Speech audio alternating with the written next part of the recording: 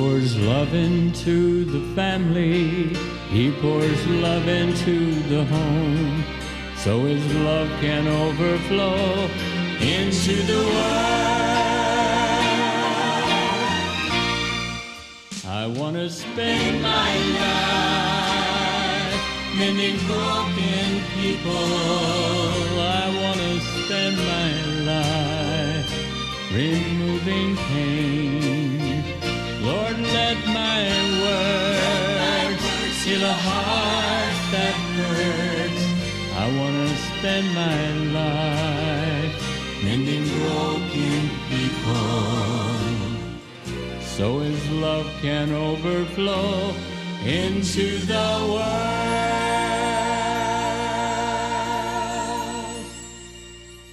God bless you and welcome back to Three Angels Broadcasting Network. Once again, we're just so happy that you've joined us today.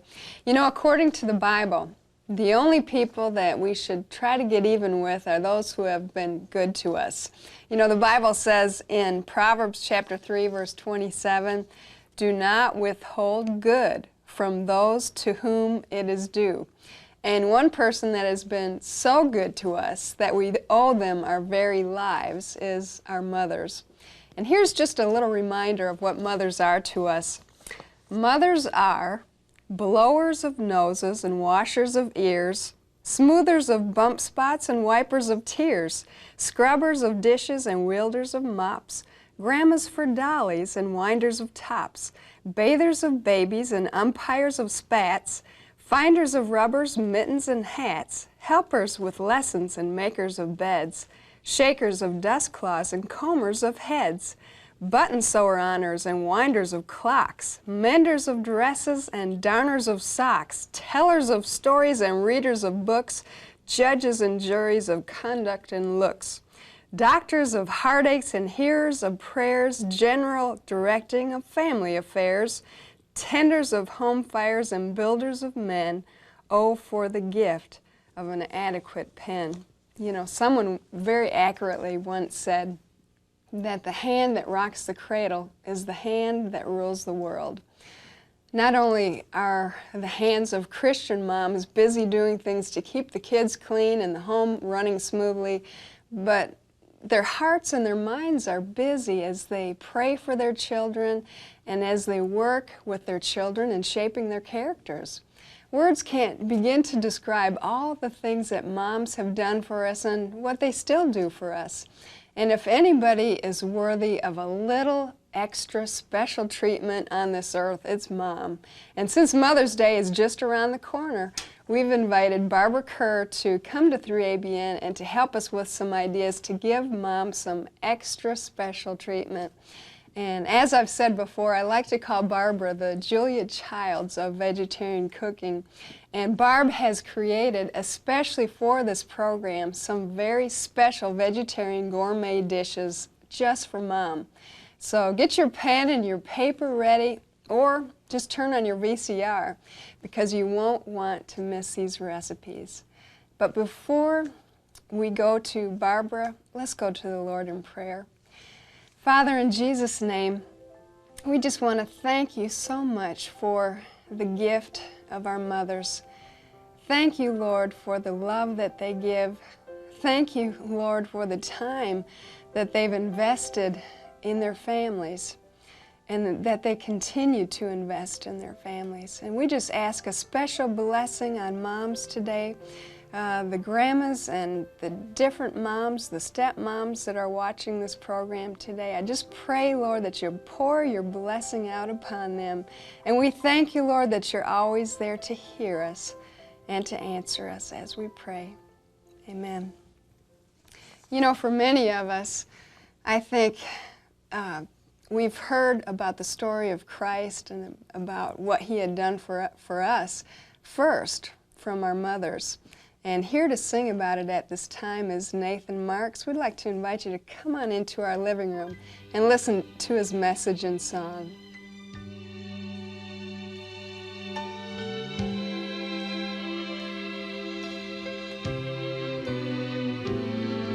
Hello, Mama.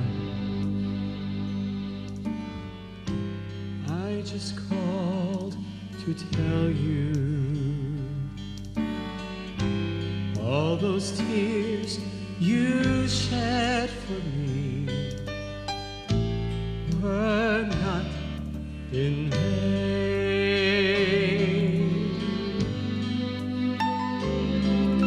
For Mom, something happened tonight while I was traveling on a country road.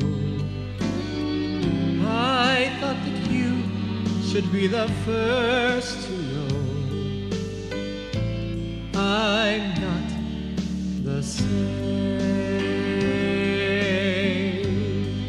Now all those dreary days, they're over now. Those sleepless nights are past.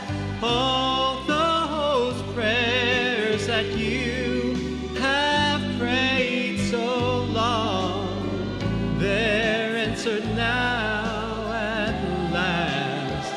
For I'm not the boy I used to be. Mom, you can't sleep tonight, for I found Jesus, and everything's all right. I remember how every night before you'd go to sleep, I'd hear you ask the Lord my soul to keep, that I might find my way. And I'm so thankful that through my loneliness and all those wasted years, Mom, those prayers kept ringing in my ears every night and day. Now all those dreary days, they're over now. Those sleepless nights are past. All those prayers that you have prayed so long, they're answered now at last. For I'm not the boy I used to be. Mom, you can't sleep tonight, for I found Jesus Christ, and everything's all right. For I'm not the boy I used to be. Mom, you can't sleep tonight, for I found Jesus, and everything's all right. Yes, everything's all right.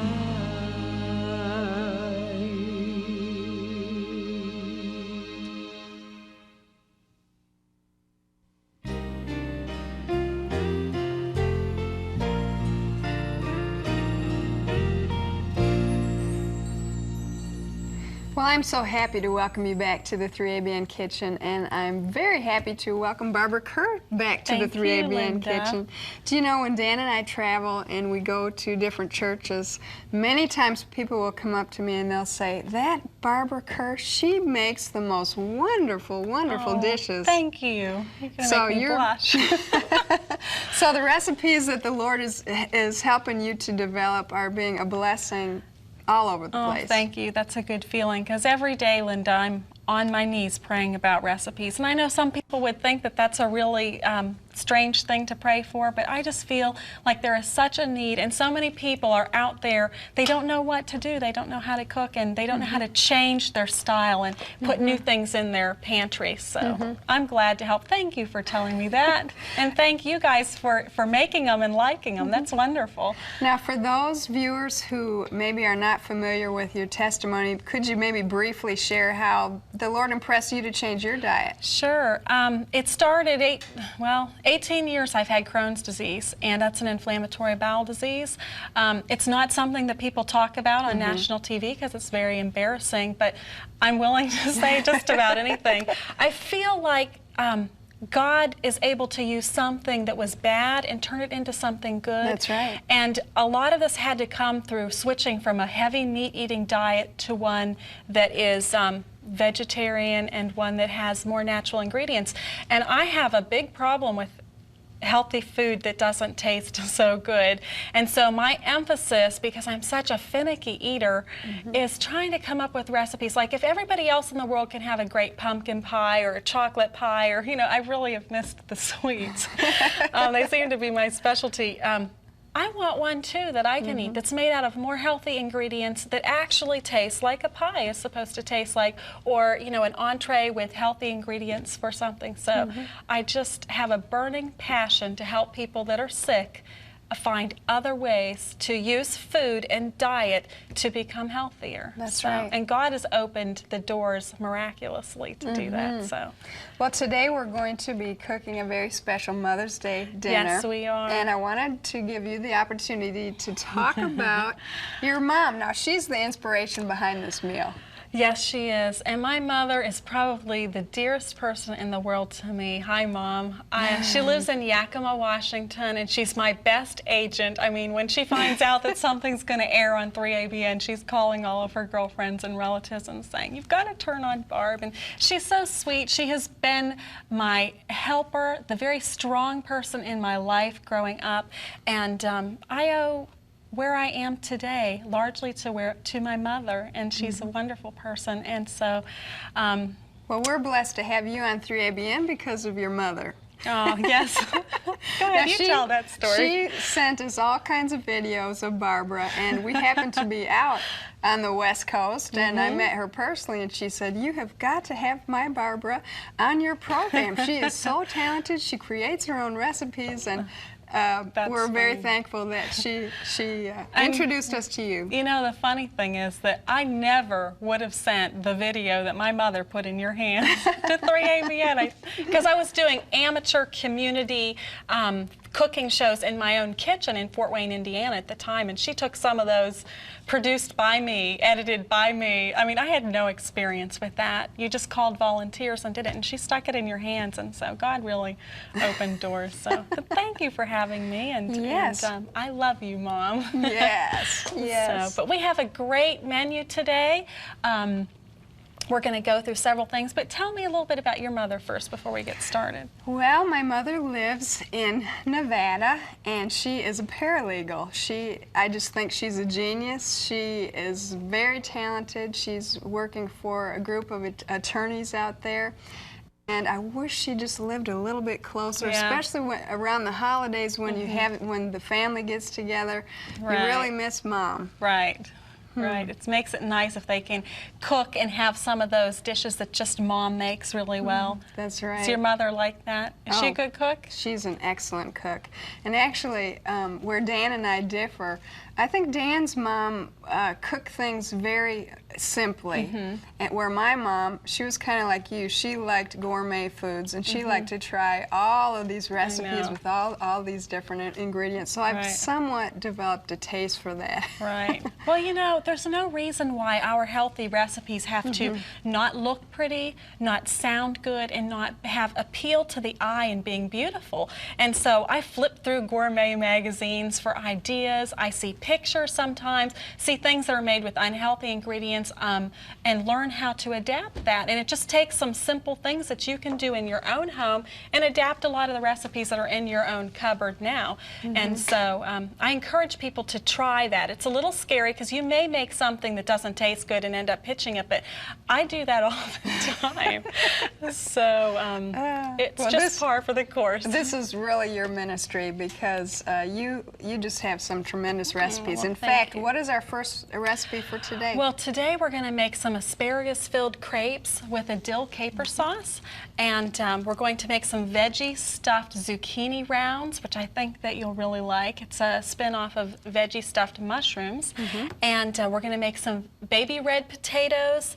I'm going to show you some flour bread that I've made. I know that sounds, it's not made out of flours, but it's in flour shape.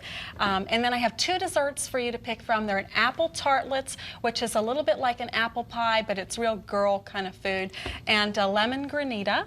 Which is something different with a honeydew melon ribbons as a garnish, and then we're going to finish with perfectly peach punch. All right. So let's put the first recipe on the screen. For our asparagus crepes, you're going to start with 2 bunches of fresh asparagus spears and 1 large cucumber as your garnish.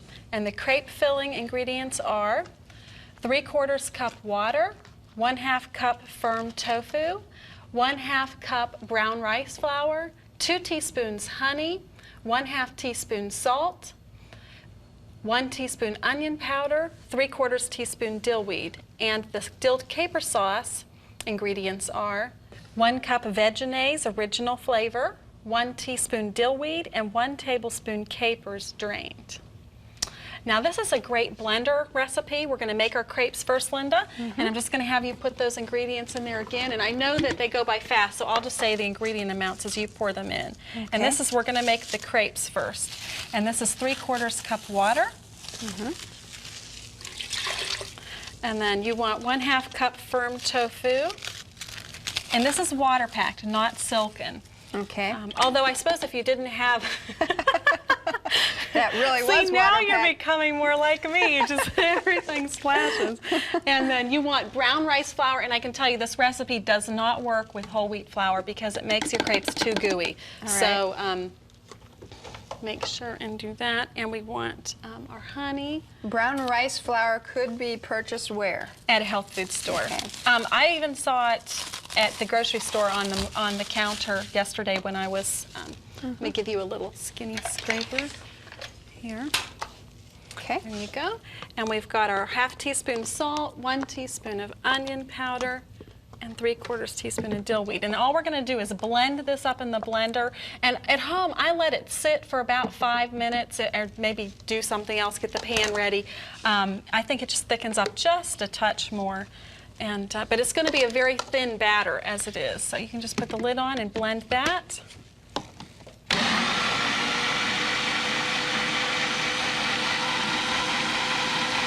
And you just want it nice and smooth. That looks good, Linda. Go ahead and pour it into this bowl. And our pan is getting hot already. As you know, you can see this is a thin batter, but it's not, so don't worry about that because it's going to fry up very thin crepes. Now, I use a very big pan that I can tell you I've carried through the airport for the last time, Linda. And you get many, many comments on that. Well, I'll tell you, this time the pilot of the airplane was standing down at the base as we walked up the steps, and I just had it under my arm because I didn't have a backpack this time to stick the handle out of. But if you ever really want a good conversation starter, just carry a frying pan through the airport. What did he say to you? He said, now I've seen it all. He said, I've seen girls bring pillows, but never a frying pan. So I even had one lady run up. I was sitting in Cincinnati working on my grocery list, and I just had the pan sitting on the table in front of me. And she said, it's Pampered Chef, I can tell. I just ordered a bunch of this. And so I'm like, wow, that was a really good eye. So this is staying. Okay.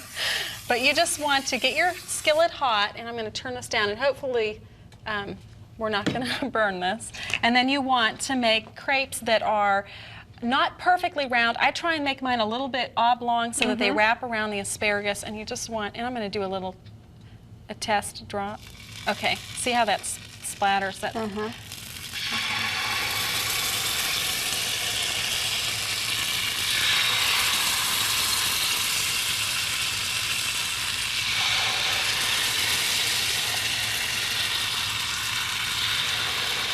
See if we can keep that from running together. Oh, that's okay. Okay, and then you're just going to cook these up 4 at a time, and you want to let them start to, you'll see them bubbling around the edges, and you're going to have to loosen the edges a little bit before you flip it, and you want it to look like it's nice and brown on the other side. And it's going to be starting to dry. Now you can see that pulled apart a little bit, so that's not quite ready. So, but I have some that we've made up, and I'm going to pull out to show you. And you can see how brown that they get.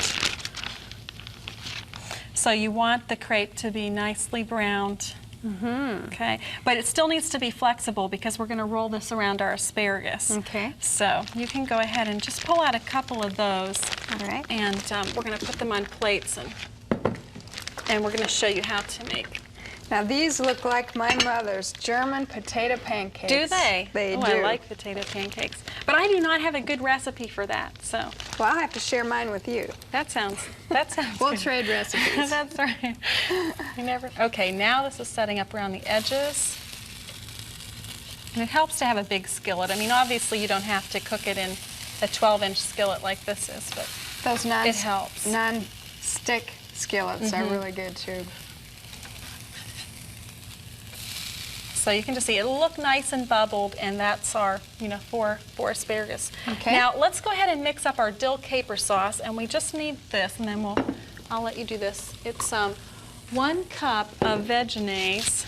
Now this is a new mayonnaise that's out on the market. It's a non-dairy mayonnaise, and people cannot believe that it does not have egg in it. But this tastes better, in my opinion, than real mayonnaise. I mean, I have even gone back to taste some of the other ones that I used to eat all the time. This mayonnaise tastes better, and it beats all the other ones hands down. And it's healthier, much healthier. It is healthier. And the thing is that if you want to ask your local health food store about carrying it, you can call and ask 3ABN about the details. I'm sure that will be on your resource sheet. Sure. And it's very delicious. Now we're going to put in our 1 teaspoon of dill weed, and let me give you a little something to stir that up with. Okay. And we've got 1 tablespoon of capers. Now capers, when I first saw them in the store, I thought they were like fish eggs or something. I was really leery of capers. But all a caper is a tiny flower bud, center of a flower, and so it's just one of those fancy ingredients that that make it gourmet. Right. Then you can leave that gourmet. out and just make a a dill sauce is fine. So let's turn that off so we don't burn our crepes. Yes, those are done. Okay. Now, what we're going to do to assemble these, I'll just set these aside. I don't want to be accused of starting any fires.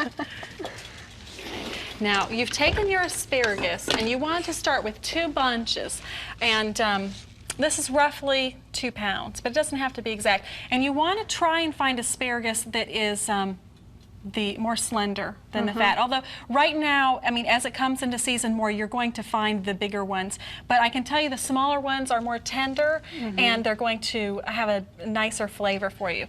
But to make this, I'm going to give you a plate so we can both do this together. Okay. Let's make our cucumber ties first.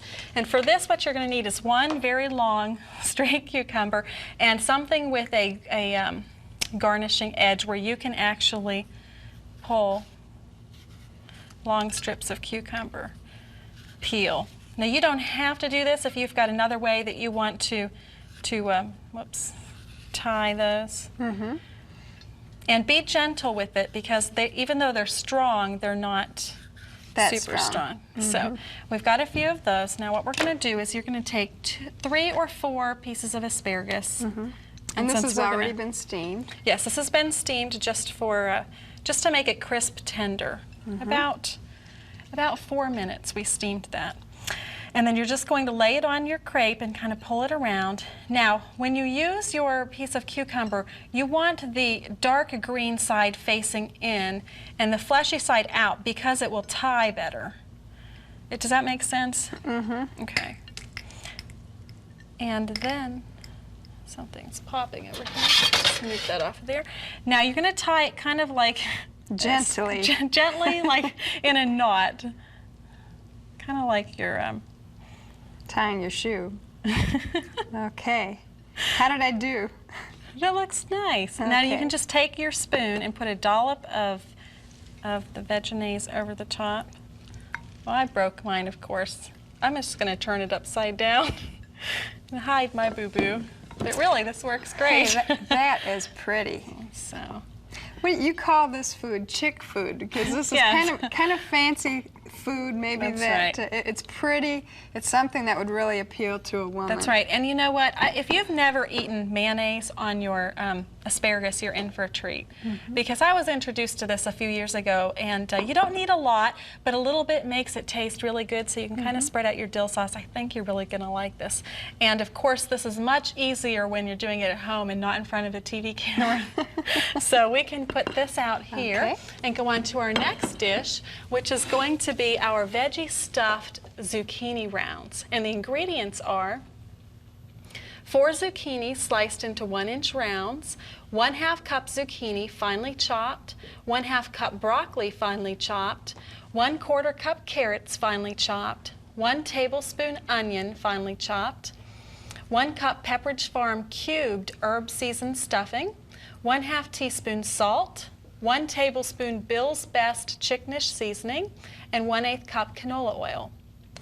Now this recipe is really easy to put together, but the secret, Linda, is chopping your vegetables really fine. So we're going to start. I'm going to let you put this in. We've got 1/2 cup of chopped zucchini, and you can see that is minced. I use a little chopper. However you want to do it. If you put it in your food processor, it might make it too mushy, so just be careful about that. And 1/2 cup of broccoli. And you had to really chop that fine. Yes, I did. Use my little whippy-dippy And chopper. did you chop the carrots after the broccoli? Yes, I did. Shh. That's no special seasoning in there. That's broccoli. Okay. That's right. There's no secrets on this show. And then I just got the cubed seasoning from Pepperidge Farm and then put it in my blender. And you want it to where it looks like fine crumbs. If it's too big, it's gonna have too big of pieces inside your zucchini round. So Okay. go ahead and put that in. And 1 tablespoon of minced onion. And then go ahead and just mix that up with the Foley fork. And so it looks like it's all mixed. I know there's some saying, what kind of fork? This is a Foley fork, That's and right. they don't make these anymore. No, they don't. I'd like some company to start making it again. So, but if you find one at a yard sale, feel free to send it to us. Always looking for more. So, okay, now that you've got that in, we're going to put in 1 tablespoon of Bill's Best chickenish seasoning. And this, Linda, really is a seasoning that's very new. It's made by Nutri-Line Foods, and again, you can find this from the resource sheet at 3ABN. It takes the place of something like McKay's chicken style seasoning, which does have dairy in it. It is not high in sodium. So if you don't have this and you want to make this recipe, be careful not to substitute a whole tablespoon. Use maybe a teaspoon of your other seasoning because the other one will be much higher in salt content. What's great about this one, it has no MSG. It's Right. all natural. All natural it's ingredients. a seasoning that's good for you. Right, and the company is really, I think they've got a great product with this chickenish seasoning. And I put in 1/2 teaspoon of salt because our filling is more salty because the zucchini is very bland. Right. So, and then we're just going to put in 2 tablespoons of oil, canola oil, or you could do olive oil, is fine. And now what you want to do is just mix it up until you can feel that it's getting to be a nice kind of a moist texture. It will hold together. And the fun part is stuffing them. Now this makes a really great hors d'oeuvre. You're going to like this. And what you're going to do to make our zucchini rounds, and I'm going to show you a finished one, we're going to take our zucchini and actually cut it into 1-inch slices and then scoop out the middle and then put the filling back in. So even though it sounds complicated, I'm going to show Linda how to do it, and she's going to show you how simple it is. All right. But you do need a few things, and we're going to start with a garnisher. and I just cut the ends off, just so that it's flat both ways. And you need a measuring tool. Now this is I think it's called a bash and chop. I love these because you can use them to scoop up food, but they always have a ruler on them. And then I just go along and then just mark my 1-inch spots. That way they're all the same. If you want to just eye it, you can. That's fine, but that's what I use that for. And then we're just going to go down across it. And you don't have to have a garnisher. You can just cut these in slices. But since I have one and I like it to have a little fancy look to it, I'll go ahead and do it. Now, go ahead and take you need a tomato core. A melon baller is probably going to be difficult. You need something with teeth on it. And you want to use a zucchini that's not more than 1.5 inches to 2 inches in diameter, or it's going to make your cups too big. And all you do is sink these teeth in the middle and begin to scoop out a ball, and then go around the edge, okay, and then just finish making your little bowl. And so they're done in just a few seconds. Yeah. Yeah, it's much simpler than I thought it was going to be. Right. They look more complicated, but you want to make a nice little deep bowl so that it's going to hold about a tablespoon of the filling. And that's, okay, so you get the idea on that. Once again, this is going to make something that is very pretty, that is very appealing to Mom, and that's what this dinner is for. Right. And those husbands of you out there that really cook, make this recipe for her. She's really going to like it. If you don't cook, you can just take her out to eat, I guess. That always works for me. So, okay, we're going to now take our 1 tablespoon scoop, and you can just use a regular 1 tablespoon anything. And then I just put about a tablespoon of the filling, and then pat that down on top. And of course, that's that perfectionist part. Want everything to be equal. But you don't have to have this tool in order to do this. And if you get too much, just so they look fancy, but they really don't take that much time. Right, and then you can just put them inside your, line them up.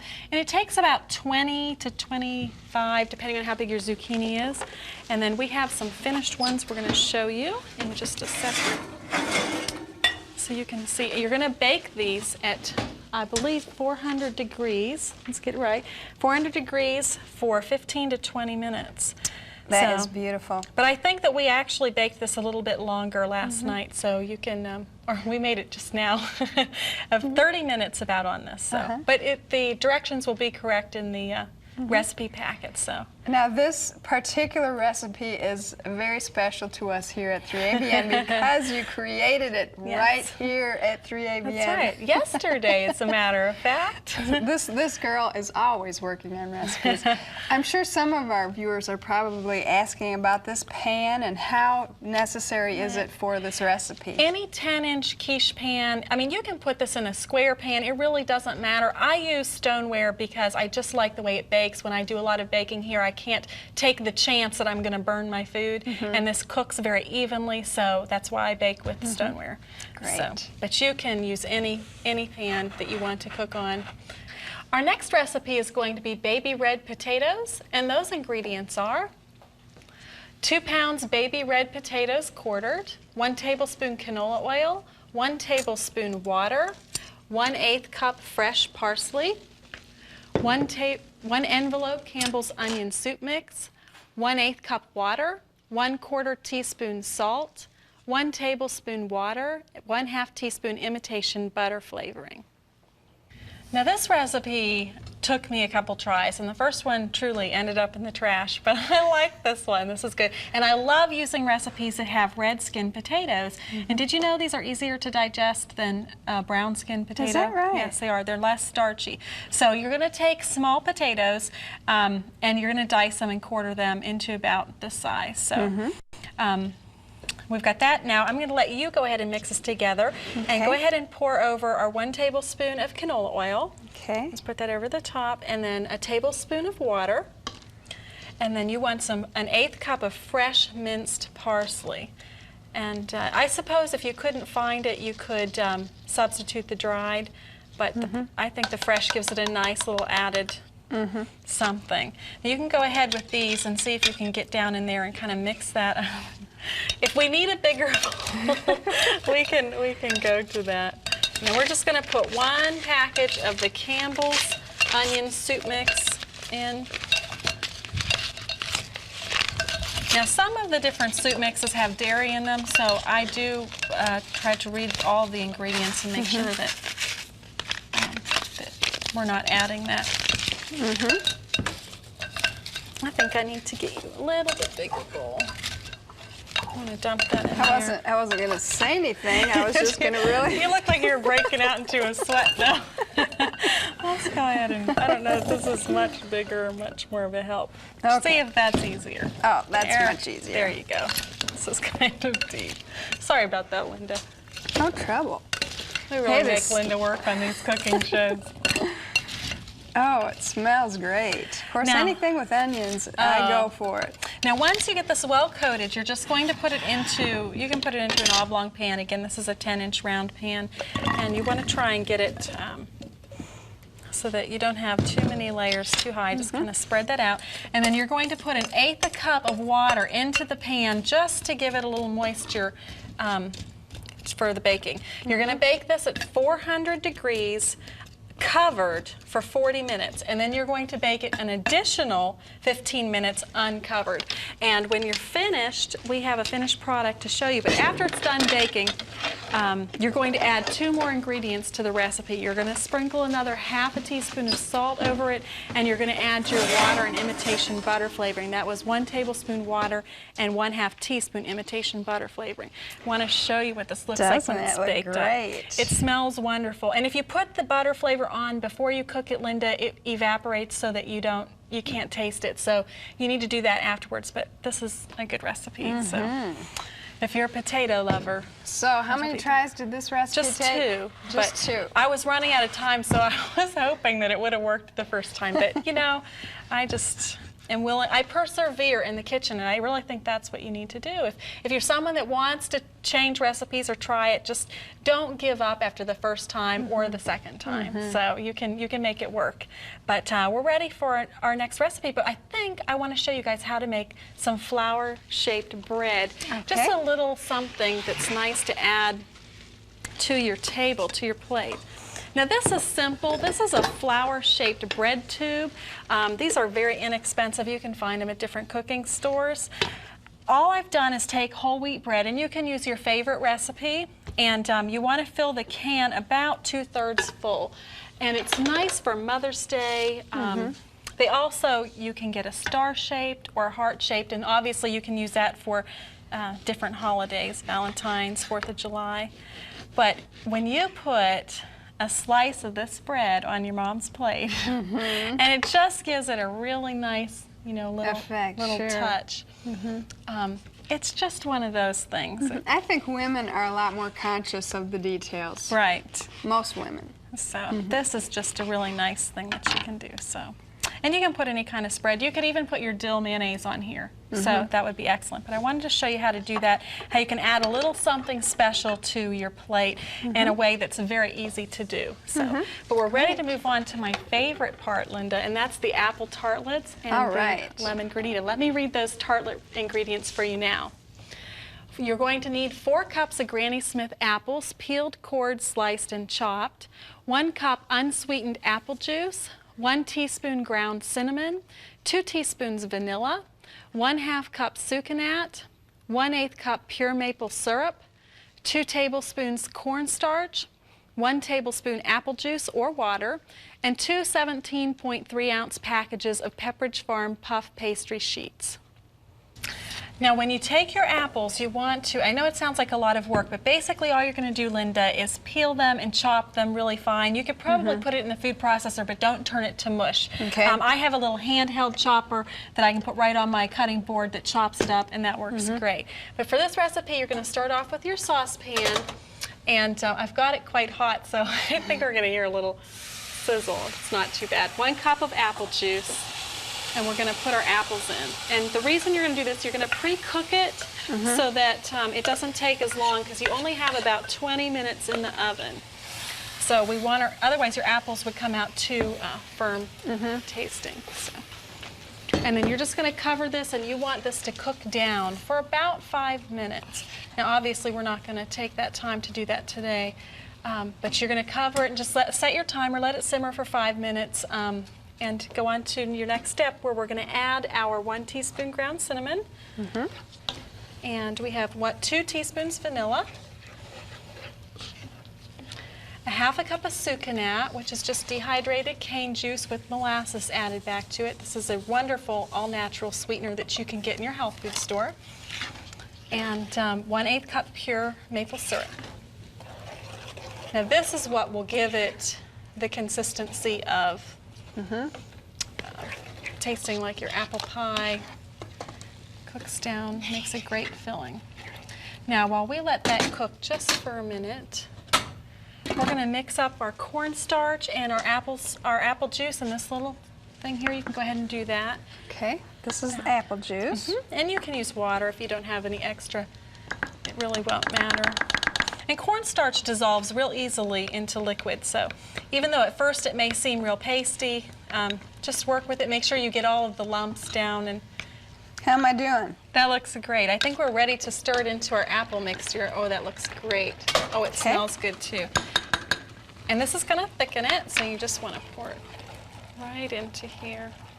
Ooh, Mom's going to like this. Oh yes, this is very good. I love this one. It's a real toss-up between this and the crepe. I really liked the crepes, and I think you'll like the lemon granita. Now I'm giving you 2 recipes because this one has fat in the puff pastry dough, and there may be those women that are watching their girlish figures and really want something with 0 fat, and so that's why we're also having a lemon granita today. But you can see this is just cooked up to a nice thick consistency, and if it's a little thicker, that is fine.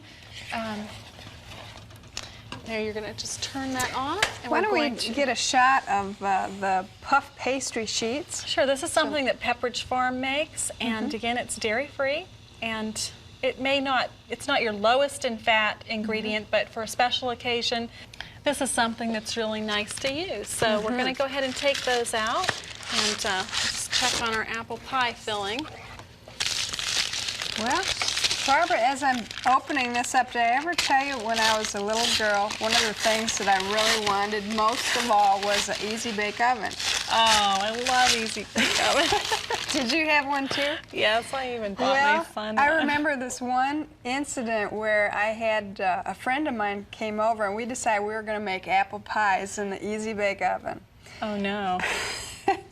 And I bet we probably made like 30 or 35 pies because we took like a regular recipe, and I think we even doubled it. Well, they're just... And there was this one pie that we bit into, we forgot to put the filling in. It was just crust. You were working fast. That's fun. I love my Easy Bake Oven. I really think that's where I got my beginnings for cooking, was my Easy Bake Oven.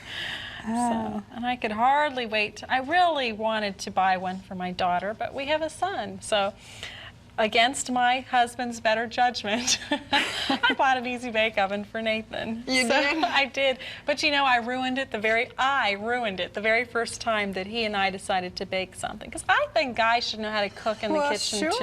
Absolutely. Bill loves to cook, but they had come up with new recipes or new things you could make since I had cooked in it so many years ago. And one of the recipes was fudge, just fudge. Well, I thought it was like a fudge cake or something like that. And I put that fudge in the pan and proceeded to bake it. And it went all over the entire inside of the oven to be completely ruined forever. So now all you need to do on this Do you have any other confessions for us, Barbara? I think we'll save those for another day. But you're going to open your puff pastry. If it's difficult to work with, just put it in the fridge for a few minutes, and you're going to open this into a nice square, and you're going to scoop half of your filling, Linda, okay, onto your thing, and we're going to push this, we're going within a ½ inch of the edges. Now, this is the kind of recipe where you're going to eat the scraps too. So you're going to cook up everything, even though we'll cook the tarts first.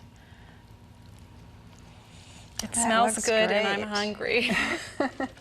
Okay, and then you're just going to top this with your next piece of Just like pastry. a blanket. Mm-hmm. And now this is a 2-inch or 2.5-inch ravioli press, and you're just going to make 9 tartlets, and you're going to start in one corner, and you just need something that you can press back, rub back and forth on. Mm-hmm. And then cut around it. yeah, I do that just to make sure that the end is loosened. And then usually it will stay up here in the ravioli press, and then I just press it down with my fingers. And it does not have to be completely sealed to be right. But the secret is when you bake this, you're going to do 2 batches of 9. Make sure there's at least an inch in between each tartlet because they need plenty of airspace or the tarts will not puff properly. Because you're only going to bake this for 20 to maybe 25 minutes. Really watch your oven. If it bakes over, you might even want to turn it down a little bit. But we're going to bake that at 400 degrees for 20 minutes. So we'll do this one. And I think we have some finished tartlets that we can show them, Linda. Sure. And these Those are beautiful. You just want them to brown, and then the filling is in the middle. And when you're all done, you're going to have this great little outline of your tartlets. Just throw it all onto your cookie sheet, spread it apart a little bit, stick it in your oven, and you've got wonderful scraps. You know what I think we should do? I think we should cut one of these open so they can see the texture of it. Let's do that. There, nice and light. Oh, that just, that really wonderful? looks like something you want to just sink your teeth into. which we'll be doing pretty soon. Very soon. So that's how you make the apple tartlets. This is a wonderful little recipe. Your mother is going to love it. And our next dessert recipe is a lemon granita. And the ingredients for that are 3/4 cup Welch's 100% white grape frozen concentrate, 1 3/4 cup water, the rind of 1 lemon grated, 1/2 cup fresh lemon juice, and 1 honeydew melon for garnish. Now a granita is nice because it's a cross between a frozen drink and a flavored ice. And when you serve it, you want it to be more slushy than solid. So, but it's very simple. There's only a few ingredients. So I'm going to have you mix them up in the bowl. We're going to start with our 3/4 cup of Welch's white grape frozen concentrate. That's here. And this is a great sweetener for different things that you want to use where honey's too strong and maple syrup is too woody flavor. We want to put in 1 3/4 cup water. And you're going to grate the rind of 1 lemon. So this is not an exact measurement. You can grate it and then chop it or mince it or however you want to do that. If you've got a zester, you can do that. So you can go ahead and put that in. But I scrub it first to make sure that it's clean. And I'm not fancy. that works for me. And then 1/2 cup of fresh lemon juice. And it's going to take you about 4 to 6 lemons depending on how juicy they are. And then you just stir that up, and you've got it. Now we're going to freeze that into ice cube trays, and I've already frozen some for you to show you what it looks like. You can just set that aside. Now this is nice because depending on your ice cube trays, it'll either fill up 1.5 or completely 2. You shouldn't need more than that. But if you want to just make 1 serving of this dessert, you can just go in, and it takes about 4 to 5 ice cubes per serving. So if I'm making this for 2, I'll put in 8 or 9 cubes, and then we're just going to process it in the food processor. And I do this before we do our melon. This way, after you process it, it has time to become slushy, the right consistency, while we make our garnish. Now do stir it right before you, stir it up before you put it in your ice cube trays. That way everything is evenly blended, and no matter what part of your ice cubes you take out, it will all be a very even consistency. So there you go. Oh, that always helps. That looks great. Now you've turned that to ice, shredded ice. Okay, now you just want this to sit for a few minutes while you do your melon. And we're going to show you how to do that right now.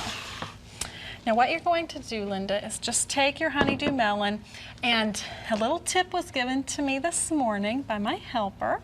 And she said a farmer had told her that if you take the bud end the blossom end of a melon and you press in on it slightly, if it gives away, that will tell you that it's more ripe, because I never really know how to pick a good one. Sure. Although I do know that you should look for a yellow ground spot. This one did not have it, so I'm not sure exactly how ripe it is. And you're just going to cut it in half and remove the seeds, and then take a veggie peeler and remove the rind, the skin back here.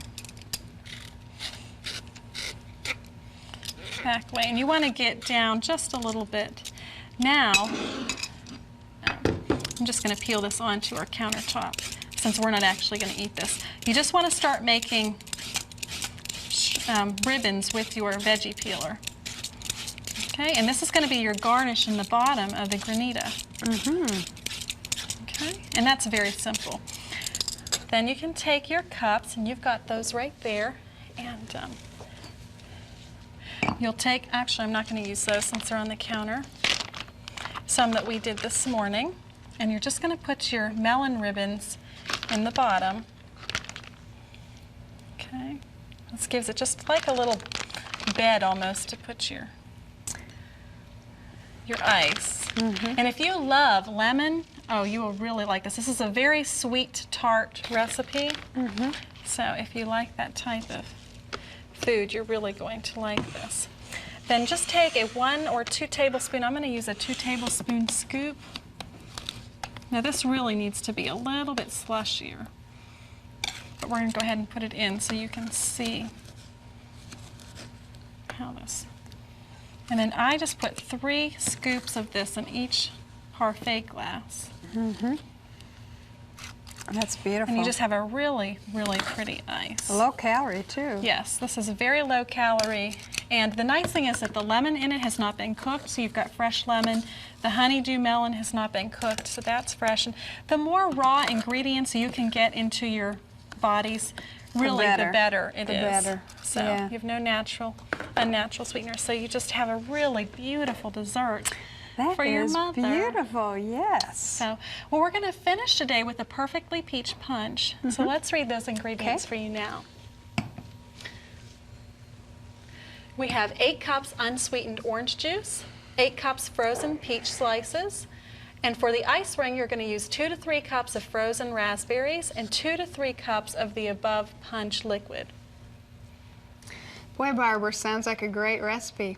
You know, I have to talk to our viewers for just a moment. Okay. Okay. Have you noticed how quickly that Barbara scoops all the dirty dishes away and she brings in the fresh recipe? It's amazing how fast you are. I think it's because my mother does that. She's a miracle worker. You're going to like this recipe for 2 reasons. One, it's fresh. I've used fresh squeezed orange juice here, although you can mix up a concentrate, but it won't have quite the same flavor. There's only 2 ingredients. It's very easy to make. And in the summertime, especially if you live in Yakima, you could go to my mom's house. She always has fresh peaches. And if you can cut up fresh peaches for this recipe, it will make it even more spectacular. So, but we're going to start out with a blender in our Bosch, if you want to put that on. And we have 8 cups of our unsweetened orange juice. And if you do get a concentrate, make sure and get the kind that doesn't have corn syrup and stuff in it. And go ahead and we also have 8 cups, which is 6 cans. Now, I've already taken 1 cup of my liquid and 1 cup of my peaches and blended it and made an ice ring. And I did this yesterday, and this is the ice ring that we're going to be putting into the top of our punch bowl. You just start by putting some frozen raspberries in here and then covering it. Now, you could make a really thick ice ring if you want to use more liquid. You could do water if you wanted to, but I wanted it, as it melted, to actually be part of the recipe. So we'll show you that in a minute. But go ahead and fill up just about, now the Bosch can blend a lot, but go ahead and do not more than maybe a third. I'll do it in three sections. And then you want to try and do kind of equal amounts of the peaches. I really see someone getting splashed here. Look out below. See if you can get So about I should you want try to get about a third. Yeah, you want equal amounts of peaches and juice. So.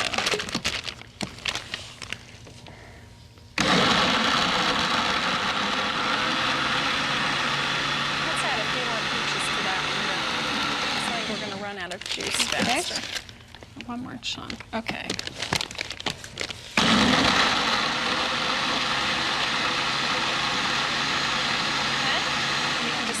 right into our punch bowl. And this makes a little less than a gallon of liquid. And you want to make this right before you're ready to serve it, because it has a nice frosty. Kind of a slushy Yes. consistency.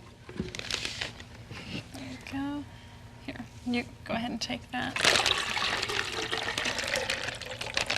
Okay.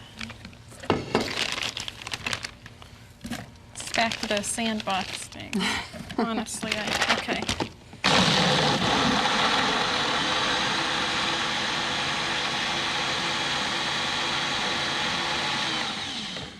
Okay. But you can see how easy this is to make and how fast. And you know, when you make it with the icy consistency, most punches, if you've ever had them, Linda, have sherbet in it, and or some form of ice cream that makes it really fattening, but it tastes great. And with this, with the fresh orange juice and having the frozen peaches, No, fat-free. you don't miss the, let me get that to you just to put in. You're not going to miss your, I'm going to get our ice ring while you blend that up.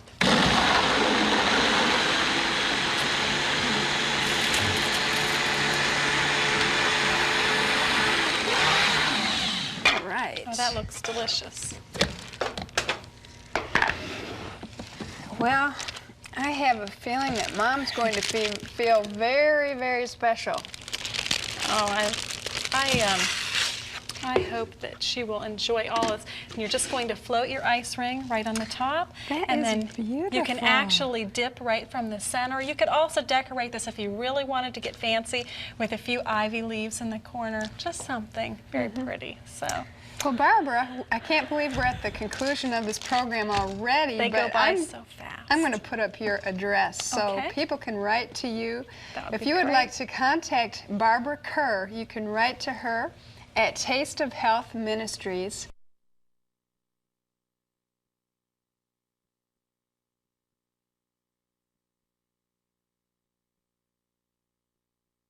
And she does have other recipes available, and I have to say they're all wonderful. It's hard to pick a favorite, Barbara, because they're all great. Oh, thank you, Linda. You're very easy to please. I've enjoyed my time here. Thank you for inviting me Well, back. God bless you, and happy Mother's Day. Happy Mother's Day to you. And for those of you watching, God bless you, and have a happy Mother's Day. Thank you for being our family. Thank you